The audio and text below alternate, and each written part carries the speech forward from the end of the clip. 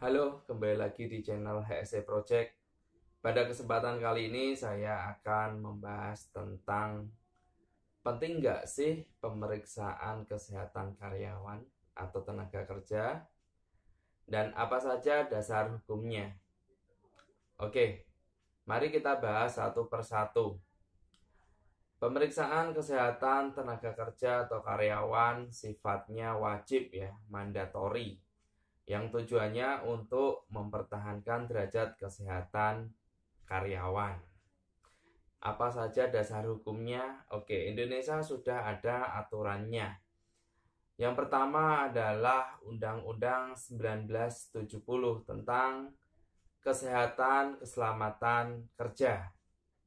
Selanjutnya ada Peraturan Pemerintah Nomor 50 Tahun 2012 tentang SMK 3 atau Sistem Manajemen Kesehatan Keselamatan Kerja. Selanjutnya ada Permenaker Nomor 2 Tahun 1980 tentang pemeriksaan kesehatan tenaga kerja. Selanjutnya ada Permenaker Nomor 3 tentang pelayanan kesehatan tenaga kerja. Dan untuk perusahaan yang sudah menerapkan ISO 45001 versi 2018 itu juga sudah mengatur tentang pemeriksaan kesehatan tenaga kerja. Oke. Untuk pemeriksaan kesehatan tenaga kerja itu semua biaya ditanggung oleh perusahaan ya atau pengusaha. Oke, kita akan bahas regulasi tentang pemeriksaan kesehatan tenaga kerja di Permenaker Nomor 2 Tahun 1980. Pemeriksaan kesehatan tenaga kerja itu dibagi menjadi 3. Yang pertama adalah pemeriksaan kesehatan di awal yang tujuannya untuk mengetahui kesehatan pekerja tersebut. Apakah pekerja tersebut mempunyai penyakit menular atau tidak, yang akan berimbas ke pekerja lainnya jika diterima di pekerjaan tersebut. Nah, apa saja untuk pemeriksaan tenaga kerja awal? Oke, pemeriksaan tenaga kerja awal itu secara keseluruhan itu meliputi pemeriksaan fisik tubuh ya, mulai dari mata, telinga, hidung, gigi, mulut, terus dada, jantung, sistem saraf, sistem pencernaan, dan bahkan ada pemeriksaan yang ditujukan untuk pekerjaan tertentu. Contohnya adalah pekerjaan radiografi, atau orang bisa menyebutnya adalah pekerjaan NDT ya, non-destructive testing, pekerjaan pengetesan yang tidak merusak. Biasanya itu pekerjaan yang ada di offshore ataupun onshore. Dan pekerjaan tersebut memakai ultrasonik ya untuk pengecekannya.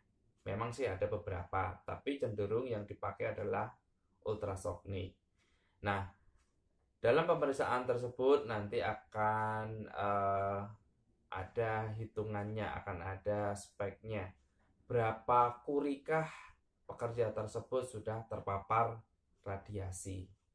Nah, nanti ketika pekerja tersebut sudah melebihi ambang batas radiasi, pekerja tersebut tidak diperbolehkan untuk bekerja lagi di bidang tersebut, melainkan harus istirahat mungkin kurang lebih sampai paparan radiasinya itu berkurang. Oke, selanjutnya ada pemeriksaan lanjutan, yaitu pemeriksaan tenaga kerja yang sudah bekerja. Minimal pemeriksaan tersebut kurang lebih selama 1 tahun ya. Jadi secara keseluruhan pemeriksaannya hampir sama dengan pemeriksaan di awal.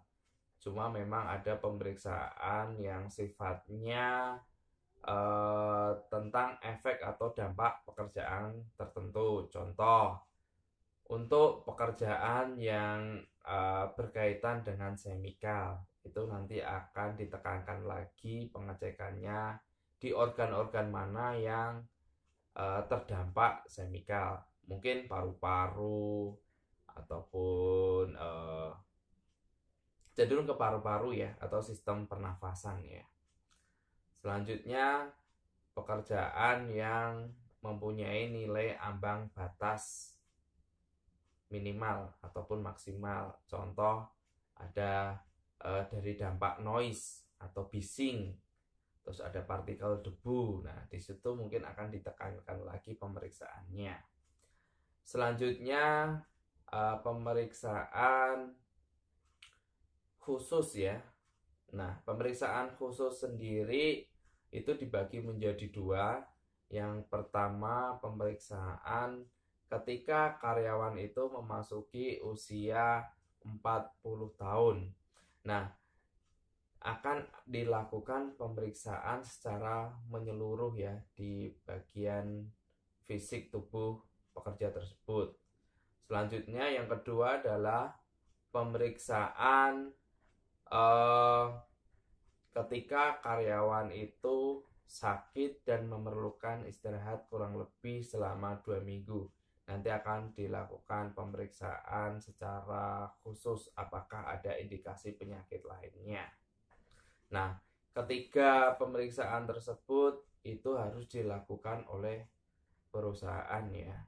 Jadi sebenarnya di peraturan Indonesia pun sudah detail ya, sudah menjelaskan tentang pemeriksaan kesehatan pekerja, terutama di Sistem Manajemen Kesehatan Keselamatan Kerja atau SMK 3. Itu di situ ada 166 klausal ya.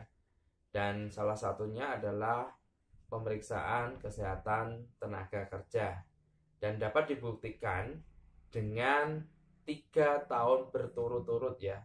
Jadi selama 3 tahun tersebut karyawan itu harus ada track record pemeriksaannya. Nah, itu baru bisa dinyatakan sesuai ya auditnya. Selanjutnya tentang ISO 45001. Nah, di situ juga sudah menjelaskan pemeriksaan kesehatan tenaga kerja ya. Jadi perusahaan internasional itu rata-rata sudah menerapkan ISO 45001 versi 2018 sebagai standar ya, standar perusahaan tersebut. Memang beberapa perusahaan ada yang belum menerapkan, tergantung dari klien perusahaan tersebut. Contohnya, jika memang perusahaan itu hanya berkecimpung di dunia nasional ya, hanya di Indonesia, pemerintah akan cenderung lebih menekankan memakai sistem manajemen kesehatan keselamatan kerja. Sebenarnya dua-duanya itu dipakai ya, SMK 3 maupun ISO 45001. Tapi rata-rata perusahaan tersebut hanya menerapkan satu sistem saja. Kalau ISO ya ISO saja. Kalau SMK 3 ya SMK 3. Tapi sebenarnya itu SMK 3 itu sifatnya wajib. Jadi sebenarnya kalau perusahaan internasional ya, itu harus sudah menerapkan SMK 3 dulu, baru ISO 45001. Karena kita berada di negara Indonesia yang sistem atau undang-undangnya itu yang kita pakai adalah SMK 3. Nah, itu tadi penjelasan tentang pemeriksaan kesehatan tenaga kerja ya. Jadi rekan-rekan bisa cek apakah perusahaan rekan-rekan tersebut sudah menerapkan peraturan tersebut ya. Terutama pemeriksaan kesehatan tenaga kerja yang sifatnya lanjutan ya, yang setahun sekali. Memang ada perusahaan yang hanya melakukan pengecekan untuk karyawan tertentu.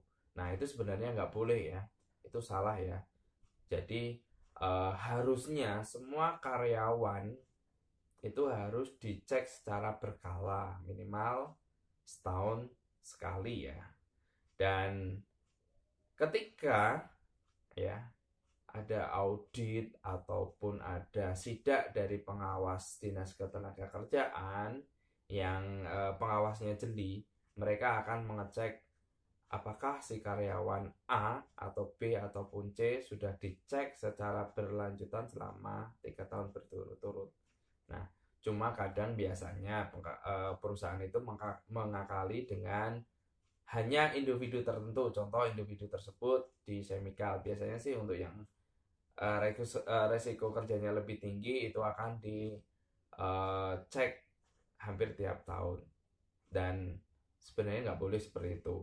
Semua karyawan harus dicek kesehatannya minimal setahun sekali. Dan pengusaha ataupun pengurus yang melanggar ketentuan undang-undang tersebut bisa dijerat ya dengan aturan Undang-Undang 1970 pasal 2. Nah, di situ ada denda dan pidana kurungan. Jadi